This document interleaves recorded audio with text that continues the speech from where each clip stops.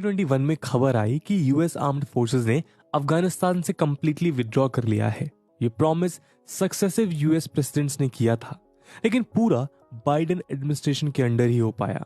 2001 में अफगानिस्तान के इन्वेजन के 20 साल बाद US armed forces finally Afghanistan को अपने उस हाल से बदतर छोड़ के निकल गई जिसमें उन्होंने उसे पाया था। दोस्तों, यूएसए ने मिलिट्री इन्वेजन्स को वर्ल्ड वॉर सेकेंड के बाद अपनी फॉरेन पॉलिसी का one of the main tools बनाए रखा है। लेकिन यूएस के कोवर्ट या ओवर्ट मिलिट्री इंटरवेंशंस में इस्लामिक नेशंस का नाम अलग से चमकता है। आज का यूएस, जो ज्यादातर Indo Pacific region, India, China और अमेरिका फर्स्ट के फोकस के साथ दिखाई पड़ता है, हमेशा ऐसा नहीं था। बहुत लंबे समय तक इंडिया तो यूएस की फॉरेन पॉलिसी का हिस्सा ही नहीं था। कोल्ड वॉर के जमाने से ही Iraq, Kuwait, Iran, Afghanistan, Pakistan, Saudi Arabia, Libya, Yemen, Syria और टर्की जैसे देश यूएसए की फॉरेन पॉलिसी का फोकस बने रहे। या फिर शायद ये कहना सही होगा कि ये देश यूएसए की फॉरेन पॉलिसी का शिकार हुए हैं। आज इनमें से ज्यादातर नेशंस की बुरी हालत के लिए यूएसए ही जिम्मेदार है। इस्लामिक नेशंस के साथ यूएस का एक बड़ा इंटरेस्टिंग लव हेट रिलेशनशिप है। आज के इस वीडियो में हम एक्सप्लोर करेंगे प्यार, एक्साइटमेंट और धोखे से भरी यूएस और इस्लामिक नेशंस की रिलेशनशिप, जिसमें किसी भी रिलेशनशिप की तरह बहुत से ब्रेकअप्स और पैचअप्स, पावर ट्रिप्स और ईगो ट्रिप्स देखने को मिलते हैं। जानेंगे क्या है वो वजह जिनने यूएस को इस्लामिक नेशंस के साथ लंबे समय तक इन्वॉल्व रखा है। इस वीडियो के थ्रू आपको इंटरनेशनल रिलेशंस के कड़वे सच के बारे में भी पता चलेगा। आपको दिखाएंगे कि human rights, religious freedoms, democratic governments, generosity और फ्रेंडशिप जैसी वैल्यूज जिनका चैंपियन दुनिया के सामने अक्सर यूएस बन के खड़ा होता है, इनके लिए इंटरनेशनल रिलेशंस और फॉरेन पॉलिसी में कोई जगह नहीं है। साथ ही मैं आपको बता दूं कि इस टॉपिक की रेलेवेंस यूपीएससी मेंस के पर्सपेक्टिव से काफी ज्यादा है। इसके बारे में हम वीडियो के अंत में और भी बात करेंगे, पर फिलहाल के लिए अपने डिस्कशन को हम आगे बढ़ाते हैं। दोस्तों, कहानी की शुरुआत होती है दो थीम से, cold war and crude oil. Basically second world war के बाद दो मेजर सुपर पावर्स बची थी, इंपीरियल जापान को हराने वाला यूएसए और नाजी जर्मनी को हराने वाला यूएसएसआर। डेमोक्रेसी और कम्युनिज्म जैसी ऑपोजिंग आइडियोलॉजीज पर बेस्ड होने के कारण इन दोनों सुपर पावर्स के बीच कोऑपरेशन का कोई स्कोप ही नहीं था। इनकी राइवलरी को कोल्ड वॉर कहा ही इसलिए जाता है क्योंकि कोई डायरेक्ट लार्ज स्केल फाइटिंग की जगह रीजनल प्रॉक्सी वॉर्स के थ्रू ये दोनों कंट्रीज अपने इन्फ्लुएंस को बनाने में लगी रहीं। इस दौरान अमेरिका की फॉरेन पॉलिसी ट्रूमैन डॉक्ट्रिन पर बेस्ड थी, जिसके अनुसार दुनिया में कहीं भी डेमोक्रेसी को खतरा दुनिया भर की डेमोक्रेसी के खतरे के बराबर था। इसके एग्जैक्ट सोशलिस्ट काउंटरपार्ट यूएसएसआर में ब्रेजनेव डॉक्ट्रिन थी। ये दोनों कंट्रीज कोल्ड वॉर को परपेचुएट करने के इंस्ट्रूमेंट्स बनी। कोल्ड वॉर बहुत से फ्रंट्स पर लड़ा गया, जैसे न्यूक्लियर आर्सेनल का buildup, conventional military deployment, psychological warfare, propaganda campaigns, espionage, embargoes या सैंक्शंस, स्पोर्ट्स इवेंट्स में राइवलरी और टेक्नोलॉजिकल कॉम्पिटिशंस जैसे कि स्पेस रेस। कोल्ड वॉर का एक मेजर कॉन्टेस्ट क्रूड ऑयल पर कंट्रोल को लेकर भी हुआ। वर्ल्ड वॉर सेकेंड से पहले ही यूनाइटेड स्टेट्स ने मिडिल ईस्टर्न कंट्रीज को highly skilled petroleum engineers provide किए थे। साथ ही 1928 के रेड लाइन एग्रीमेंट और 1944 के एंग्लो अमेरिकन पेट्रोलियम एग्रीमेंट के थ्रू यूएस और उसके यूरोपियन अलाइज ऑयल इंडस्ट्री में कार्टेलाइजेशन और मोनोपोल्स के थ्रू अपना दबदबा बनाना चाहते थे।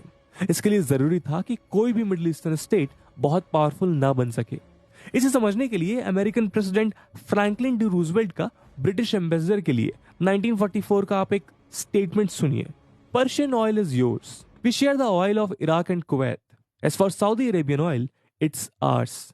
लेकिन दोस्तों, याद रखें कि वर्ल्ड वॉर सेकेंड के बाद का time anti colonial national politics का टाइम था और मिडिल ईस्ट कोई एक्सेप्शन नहीं था। यहां भी इंडिया की तरह नेशनलिस्टिक पॉलिटिकल ग्रुप्स पॉपुलर होते जा रहे थे, जो इंग्लिश और फ्रेंच कॉलोनियल पावर्स के लिए बड़ा सरदर्द बन रहे थे। क्लियरली मिडिल ईस्ट में एक पावर वॉइड क्रिएट हो रहा था और यूएस ने वॉइड को भरने का फैसला कर लिया था। दोस्तों, कहानी के पहले पड़ाव की तरफ चलते हैं, जो है सीरिया। 1946 में सीरिया न्यूली इंडिपेंडेंट रिपब्लिक बना, लेकिन 1949 में ही एक मिलिट्री कू हुई जिसमें आर्मी चीफ ऑफ स्टाफ को सीआईए की मदद मिली। इस वजह से एक स्टेबल डेमोक्रेसी मिलिट्री डिक्टेटरशिप की तरफ ढकेल दी गई। पावर में आते ही सीरियन डिक्टेटर जाइम ने उसको बेनिफिट करने वाले बहुत से डिसीजंस लिए। ट्रांस अरेबियन पाइपलाइन यानी टैप लाइन को अप्रूव कर दिया गया, जो सऊदी ऑयल को मेडिटेरेनियन पोर्ट्स तक ट्रांसपोर्ट करने का एक अमेरिकन प्रोजेक्ट था। इसके अलावा सीरिया के डिक्टेटर ने लोकल कम्युनिस्ट पर क्रैकडाउन इनिशिएट कर दिया और अमेरिकन एलाइज इजराइल और टर्की के साथ रिलेशनशिप्स भी बेहतर किए। लेकिन जाइम की रेन शॉर्ट लिव्ड रही। फ्यूचर में सीआईए ने और भी कई कू प्लान किए और अपने पपट को इंस्टॉल करने की पूरी कोशिश की। जब मन की बात पूरी हुई तो सीरिया यूएसए का one of the most trusted partners बताया गया। लेकिन 1986 में US secretary of state Alexander Haig ने सीरिया को दुनिया का सबसे बड़ा स्टेट स्पॉन्सर ऑफ टेररिज्म बताया। और 1991 में जब सीरिया ने इराक में यूएस के द्वारा किए गए इन्वेजन को अपोज किया तो यूएस ये सारा कोऑपरेशन भूलकर एक कंप्लीटली एंटी सीरिया पॉलिसी की तरफ बढ़ गया। दरअसल इराक वॉर के समय सीरिया किसी भी सोवन स्टेट की तरह एक इंडिपेंडेंट फॉरेन पॉलिसी अपनाने की कोशिश कर रहा था, जो यूएसए को अनएक्सेप्टेबल लगने लगा। यहां तक कि सीरिया ने 9/11 अटैक्स के बाद यूएस गवर्नमेंट के वॉर ऑन टेरर में अलकायदा के खिलाफ इंटेलिजेंस प्रोवाइड करके सहयोग भी दिया था।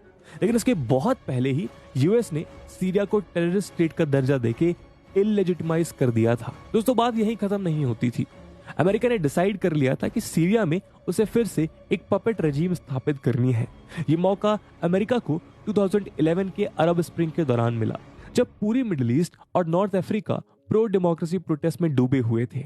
लेकिन इन प्रोटेस्ट में कुछ प्योरली एंटी स्टेट एलिमेंट भी शामिल थे, जो मौके का फायदा उठाकर सीरिया में एक सुन्नी इस्लामिक स्टेट स्टैब्लिश करना चाहते थे। केवल इस वजह से ही सीरिया ने एक इंडिपेंडेंट फॉरेन पॉलिसी फॉलो की, जिसमें पैलेस्टीनियन रेजिस्टेंस को सपोर्ट किया गया। यूएस ने एंटी गवर्नमेंट प्रोटेस्ट को सपोर्ट करना शुरू कर दिया, लेकिन इस प्रोसेस में जेन्युइन पॉलिटिकल लीडरशिप कहीं इमर्ज ही नहीं हो पाई और आर्म्ड रिबेल ग्रुप्स ने सीरिया में पावर हथिया लिया। जरा सोच कर देखिए कि अगर डेमोक्रेसी लाना ही अमेरिका की फॉरेन पॉलिसी का नोबेल ऑब्जेक्टिव होता तो इस रीजन से डिप्रेसिव स्टेट जैसे कि सऊदी अरेबिया, कतर और बहरीन में यूएस ने मिलिट्री ऑपरेशंस क्यों नहीं चलाए। इस बात से आपको हिंट मिल चुका होगा कि यूएस के डेमोक्रेसी फर्स्ट, एंटी टेररिज्म और ह्यूमन राइट्स के आर्गुमेंट्स कितने खोखले हैं और कितने स्पेसिफिक भी।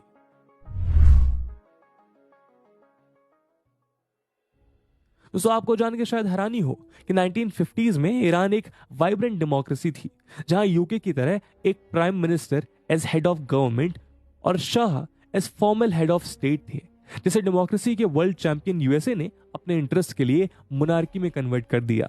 और फाइनली आज ईरान एक थियोक्रेसी यानी रिलीजियस स्टेट है। पूरी दुनिया की तरह ईरान में भी नेशनलिस्ट लीडर मोहम्मद मुसादिक 1951 में प्राइम मिनिस्टर बने। नेशनल इंटरेस्ट में मोहम्मद ने ईरानियन ऑयल इंडस्ट्री को नेशनलाइज करने का फैसला लिया, जो अब तक ब्रिटिश ओनरशिप वाली एंग्लो ईरानियन ऑयल कंपनी की डोमिनेंस में थी। लेकिन शाह ऑफ ईरान मोहम्मद रेजा पहलवी नेशनलाइजेशन के खिलाफ थे, क्योंकि उन्हें डर था कि इस वजह से ईरान पे ट्रेड सैंक्शंस लगा दिए जाएंगे। साथ ही ईरानियन ऑयल इंडस्ट्री के वर्कर्स को इस सिचुएशन में जॉबलेसनेस का डर सता रहा था। सैंक्शंस लगाए गए और ईरान में राइट्स शुरू हो गए। शाह ने मुसादिक से रेजिग्नेशन की मांग की, जिसे मुसादिक ने रिफ्यूज कर दिया। मुसादिक ने कम्युनिस्ट पार्टी को छूट दे रखी थी, जिस वजह से उन्हें ईरान में सोवियत इन्फ्लुएंस का डर सता रहा था। 1952 में सीआईए और ब्रिटेन की MI6 ने मोहम्मद मुसादिक को हटाने का प्लान बना लिया था। ऑपरेशन का कोड नेम दिया गया ऑपरेशन अजाक्स, जिसके लिए सीआईए ने $1 मिलियन का बजट भी तैयार किया। अगस्त 22, 1953 को मुसादिक की डेमोक्रेटिक गवर्नमेंट को ओवरथ्रो कर दिया गया और प्रो यूएस शाह को पावर में लाया गया। कू से पहले ईरान की nationalist PSU Anglo Iranian oil company AIOC का ईरान के ऑयल पर कंट्रोल था, लेकिन इसके बाद 1954 में इस कंपनी का नाम बदल के ब्रिटिश पेट्रोलियम कर दिया गया, जिसके पास 40% ऑयल रिसोर्सेज थे। बाकी 40% यूएस ऑयल कंपनीज को दे दिया गया और कुछ हिस्सा डच और फ्रेंच कंपनीज को। काफी समय तक ईरान यूएस का क्लोजेस्ट एलाई बना रहा और यूएस ने शाह की ब्रूटल सीक्रेट पुलिस को फंड भी किया। यहां तक कि यूएस, जो आज ईरान की डीन्यूक्लियराइजेशन का सबसे बड़ा एडवोकेट है, उसने ही ईरान का न्यूक्लियर प्रोग्राम 1957 में न्यूक्लियर रिएक्टर और न्यूक्लियर फ्यूल देकर और 1967 में वेपन्स ग्रेड एनरिच्ड यूरेनियम देकर शुरू करवाया था। लेकिन 1979 में अचानक हुई रिवॉल्यूशन ने सारा खेल पलट दिया। प्रो यूएस शाह को रिप्लेस करके पब्लिक सपोर्ट के साथ anti American supreme religious leader अयतुल्ला Ruhollah Khomeini power में आ गए। इसके बाद से ईरान और यूएसए के बीच डिप्लोमेटिक रिलेशंस खत्म कर दिए गए और स्विट्जरलैंड और पाकिस्तान की इंटरमीडिएशन के थ्रू आज यूएस और ईरान एक दूसरे से कम्युनिकेट करते हैं। अब तक दोस्तों आपको ये तो समझ आ गया होगा कि यूएसए अपने सेल्फिश मोटिव्स को पूरा करने के लिए किस हद तक जा सकता है, लेकिन इजिप्ट में ही सुएज कैनाल क्राइसिस इन सारी हदों को पार करने वाला इवेंट था। यहाँ यूएस ने अपने पुराने एलाई ब्रिटेन को भी नहीं छोड़ा। इसके बाद ब्रिटेन ने हमेशा के लिए सुपर पावर टाक खो दिया और यूएसए मिडिल ईस्ट में अकेला सुपर पावर बचा। दरअसल सुएज कैनाल इजिप्ट का एक आर्टिफिशियल वाटरवे है जो मेडिटेरेनियन और इंडियन ओशंस को लिंक करता है और यूरोप और यूएसए तक मिडिल ईस्टर्न ऑयल पहुंचाने के लिए काफी क्रूशल है। 1950s में इजिप्ट के लीडर अब्दुल नसीर थे। ये तो उन्होंने 1954 में यूएस मिलिट्री एड एक्सेप्ट की, लेकिन इस एड के बदले इजिप्शियन बिजनेसेस और पॉलिटिक्स में कॉलोनियलिज्म की लाइंस पर किए जाने वाले यूएस इंटरफेरेंस से इजिप्ट तंग आ चुका था। 1954 में नसीर ने यूएसएसआर के साथ आर्म्स डील साइन की जो यूएस के लिए खतरे की घंटी बजने के लिए काफी था। आग में घी का काम किया नसीर द्वारा 26 जुलाई 1956 को सुएज कैनाल को नेशनलाइज करने ने। इसके पहले सुएज कैनाल को सुएज कैनाल कंपनी नाम की एक फॉरेन ओन्ड फर्म एडमिनिस्टर कर दी थी, जिसमें प्राइमरीली ब्रिटिश और फ्रेंच शेयर होल्डिंग रखते थे। 29 अक्टूबर 1956 को इजराइल ने इजिप्ट को इन्वेड किया और पीछे पीछे साथ आए यूके और फ्रांस। ऑब्जेक्टिव क्लियर था, सुएज कैनाल का कंट्रोल वेस्टर्न पावर्स के लिए रिगेन करना और इजिप्शियन प्रेसिडेंट अब्दुल नसीर को डिथ्रोन करना। लेकिन यहां एंट्री होती है यूएस की। यूनाइटेड स्टेट्स, सोवियत यूनियन और यूनाइटेड नेशंस ने मिलकर पॉलिटिकल प्रेशर बनाया, जिस वजह से इन्वेडर्स को वापस मुड़ना पड़ा। यूनाइटेड किंगडम और फ्रांस का ऐसा ह्यूमिलेशन ग्लोबल लेवल पर पहले कभी नहीं हुआ था। किसी को उम्मीद नहीं थी कि यूएस अपने वेस्टर्न अलाइज के अगेंस्ट जा सकता है और आखिरकार यूके और फ्रांस को अपने हाथ वापस खींचने पड़े। तो आपको याद होगा कि पुराना यूएस एलाई ईरान 1979 की रिवॉल्यूशन के बाद यूएस का सबसे बड़ा दुश्मन बन चुका था। ईरान से जुड़ा उसका वेस्टर्न नेबर है इराक। 1980 में सद्दाम हुसैन रूल्ड इराक ने अयतुल्ला खमीनी रूल्ड ईरान को इन्वेड किया। इस इन्वेजन में इराक को यूएस से monetary assistance, armaments, dual use technology और ईरान के ऊपर सैंक्शंस के थ्रू पूरा कोऑपरेशन मिला। बावजूद इसके कि यूनाइटेड स्टेट्स को पता था कि इराक के पास केमिकल वेपन्स मौजूद हैं जिसे वो लड़ाई में इस्तेमाल कर सकता है। याद रहे, सीरिया का इन्वेजन यूएस ने केमिकल वेपन्स के प्रेजेंस का हवाला देकर ही किया था। ये मूव क्लियरली 1925 जेनेवा प्रोटोकॉल का वायलेशन थी। लेकिन शेमलेसनेस की हद तब पार हो गई जब 1980 में यूएस ने इजराइल को परमिशन दी कि अमेरिकन वेपन्स ईरान को बेचे जा सकें। दोनों तरफ यूएसए के pure economic and geopolitical interest पूरे हो रहे थे। लेकिन 1991 के गल्फ वॉर में कुछ और ही हुआ। जब इराक ने कुवैत को इन्वेड किया तो 35 कंट्रीज की कोएलिशन बनाई गई, जिसकी 73% फोर्सेस के साथ नेतृत्व यूनाइटेड स्टेट्स कर रहा था। दरअसल इराक कोल्ड वॉर के दौरान यूएसएसआर का एलाई रहा था। यूनाइटेड नेशनल सिक्योरिटी काउंसिल ने रेजोल्यूशन 660 के थ्रू इराक की कुवैत इन्वेजन को कंडेम किया। इराकी फोर्सेस का अनकंडीशनली विड्रॉल डिमांड किया। खैर 28 फरवरी 1991 को वॉर इराक के विड्रॉल के साथ एंड हुआ। लेकिन 2003 में यूएस ने जॉर्ज डब्ल्यू बुश की लीडरशिप में terrorism, weapons of mass destruction और डिक्टेटरशिप का हवाला देकर इराक का फिर से इन्वेजन किया। इस बार ऑब्जेक्टिव क्लियरली सद्दाम हुसैन को टॉपल कर 9/11 अटैक्स के लिए बलि का बकरा ढूंढना और ऑयल रिसोर्सेज पर कंट्रोल जमाना था। तो हमने यूएस का बहुत से इस्लामिक नेशंस के साथ इंटरेस्ट डिस्कस किया, लेकिन सबसे चर्चित केस तो अफगानिस्तान है। कॉन्फ्लिक्ट की फाउंडेशन 1978 की सौर रिवॉल्यूशन में रखी जा चुकी थी, जब एक कू के जरिए अफगानिस्तान की कम्युनिस्ट पार्टी ने पावर हासिल कर ली। इसके बाद कुछ रेडिकल मॉडर्नाइजेशन और लैंड रिफॉर्म्स इनिशिएट किए गए जो ट्रेडिशनल रूरल पॉपुलेशन को पसंद नहीं आए। साथ ही नई गवर्नमेंट ने ऑपरेशन को सप्रेस किया और बहुत से पॉलिटिकल प्रिजनर्स को एग्जीक्यूट भी कर दिया। इस वजह से एंटी गवर्नमेंट आर्म्ड ग्रुप्स खड़े हो गए। इसी बीच कम्युनिस्ट पार्टी के प्रो यूएसएसआर जनरल सेक्रेटरी नूर मोहम्मद तराकी को उनके सेकंड इन कमांड हफिजुल्लाह अमीन द्वारा असैसिनेट कर दिया गया, जो कि प्रो यूएसए थे। कंट्रोल खोने के डर से 24 दिसंबर 1979 को यूएसएसआर ने काबुल को इन्वेड करके एक कू स्टेज किया, जिसमें अमीन को मार दिया गया और सोवियत लॉयलिस्ट बबराक करमाल को इंस्टॉल कर दिया गया। इस इन्वेजन के अगेंस्ट यूएन जनरल असेंबली ने एक रेजोल्यूशन पास किया, जिसके अगेंस्ट सिर्फ 18 कंट्रीज ने वोट किया। इंडिया यूएसएसआर के फेवर में वोट करने वाले 18 मेंबर्स में से एक था। यूएसएसआर का मुकाबला करने के लिए मुजाहिदीन तैयार किए गए। Financial aid United states, United kingdom, China और अरब मोनार्कीज ने दिए, जबकि मिलिट्री ट्रेनिंग की जिम्मेदारी पाकिस्तान के आईएसआई और मिलिट्री को दी गई। ये यूएस और पाकिस्तान के लव अफेयर का एक और कारण बना। स्टिफ रेजिस्टेंस के बाद गोर्बाचेव के अंडर 1987 में सोवियत यूनियन ने अपना विड्रॉल अनाउंस किया।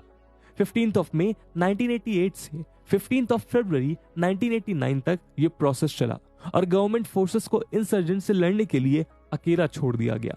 यूएसएसआर का इस वॉर में फेलियर उसके डिसइंटीग्रेशन की बड़ी वजह मानी जाती है। लेकिन जिहादी मुजाहिदीन, जिन्हें रिलीजियस एक्सट्रीमिज्म में ट्रेनिंग के साथ वर्ल्ड क्लास वेपन्स प्रोवाइड किए गए थे, यही नहीं रुके।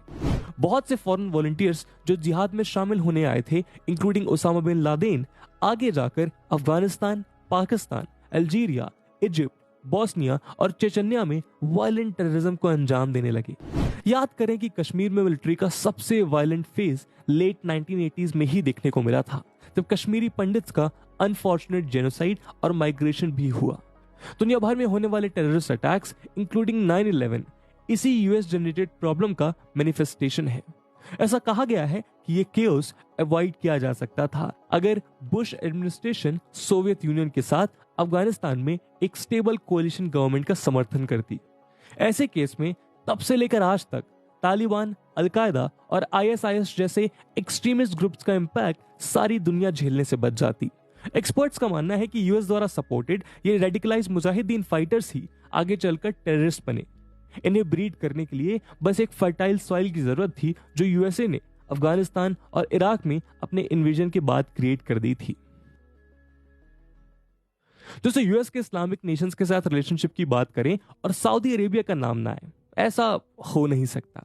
एक मोनार्की और इस्लामिक स्टेट वर्सेस एक सेकुलर डेमोक्रेटिक रिपब्लिक के इनहेरेंट कॉन्ट्रडिक्शंस के बावजूद सऊदी अरेबिया और यूएसए की रिलेशनशिप मिडिल ईस्ट में one of the most stable relationships का एग्जांपल है। सऊदी अरेबिया 1930s से ही यूएस का स्ट्रेटेजिक अलाई रहा है। ये स्टेबल रिलेशनशिप बहुत ही सिंपल 2 प्रिंसिपल्स पर टिकी रही है।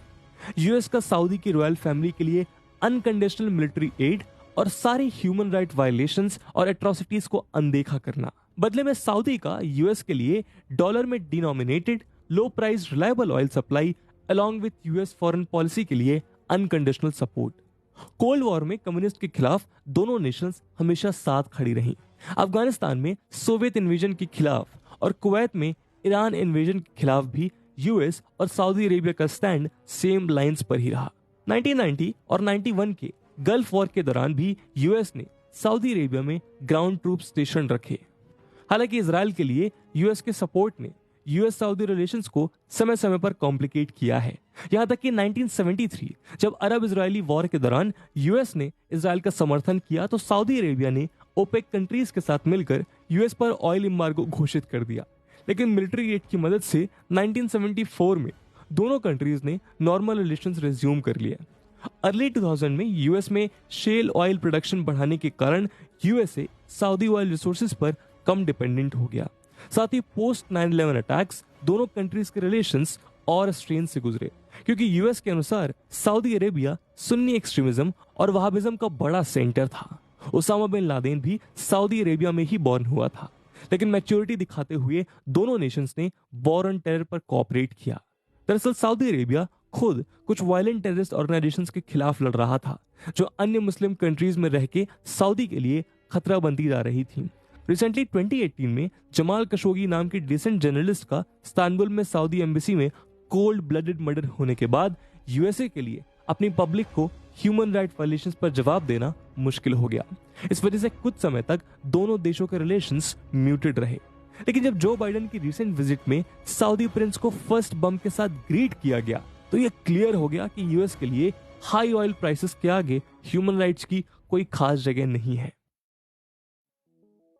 तो दोस्तों, आज के इस वीडियो में हमने यूएस के इस्लामिक नेशंस के साथ इंटरेस्ट को समझने के थ्रू जियोपॉलिटिक्स की कुछ रियलिटीज को जाना। लेकिन एक बात आपको क्लियर होनी चाहिए कि यूएस का मिडिल ईस्ट में इंटरेस्ट किसी रिलीजन पर नहीं बल्कि प्योरली इकोनॉमिक और जियोपॉलिटिकल ग्रीड पर आधारित था। मिसाल के लिए ज्यूइश स्टेट इजराइल को ही ले लीजिए। यूएस इजराइल को डिप्लोमेटिक रिकॉग्निशन एक्सटेंड करने वाला पहला स्टेट था, जबकि ये सारे अरब इस्लामिक स्टेट के इंटरेस्ट के खिलाफ था। जून 1967 में इजराइल ने इजिप्ट, जॉर्डन और सीरिया के साथ 6 डे वॉर लड़ा, जिसमें इजराइल ने पैलेस्टीन का वेस्ट बैंक, सीरिया के गोलान हाइट्स और इजिप्ट का सिनाई पेनिनसुला तक कैप्चर कर लिया था। यूएस ने इजराइल को वेपन्स और फाइनेंसेस के थ्रू इस्लामिक नेशंस के अगेंस्ट सपोर्ट प्रोवाइड किया। समझने वाली बात यह है कि इंटरनेशनल रिलेशंस में परमानेंट फ्रेंड्स या एनिमीज नहीं होते। सारे डिसीजंस उस समय के जियोपॉलिटिकल इवेंट्स को मद्देनजर रखते हुए नेशनल इंटरेस्ट को मैक्सिमाइज करने की नजर से लिए जाते हैं। तो दोस्तों, आज के एनालिसिस को हम यहीं खत्म करते हैं। आई होप आपको ये वीडियो पसंद आई होगी। और जैसा कि वीडियो के पहले भाग में बताया गया कि इस वीडियो की इंपॉर्टेंस यूपीएससी मेंस के पर्सपेक्टिव से काफी ज्यादा है, और उसी इंपॉर्टेंस को देखते हुए एक सवाल हम आपके लिए छोड़कर जा रहे हैं जिसको आपको कमेंट सेक्शन में आंसर करना है। And the question is, the US policy in Middle East has been guided by notions of self-interest in the sphere of economic and security concerns. Analyze. And with this question, my friends, that's it for the video. I hope आपको video पसंद आया होगा, और अगर पसंद आया है तो अपने दोस्तों के साथ साझा करना बिल्कुल मत भूलिएगा। हम मिलते हैं अगले वीडियो